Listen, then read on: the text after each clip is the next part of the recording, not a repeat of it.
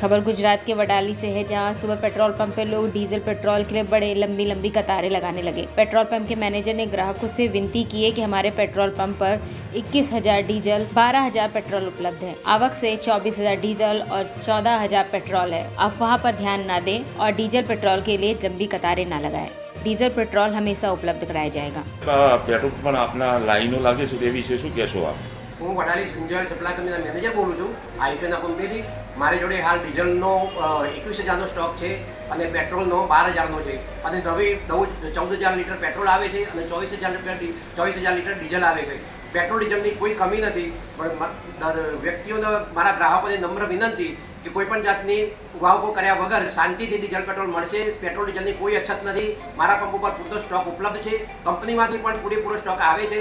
માટે ગ્રાહકોની નમ્ર વિનંતી કે કોઈ પણ જાતનો ઉગાવો કર્યા વગર, સ્ટોક કર્યા વગર જેટલી જરૂરત હોય એટલું જ. गुजरात से नरेंद्र सिंह राठौर की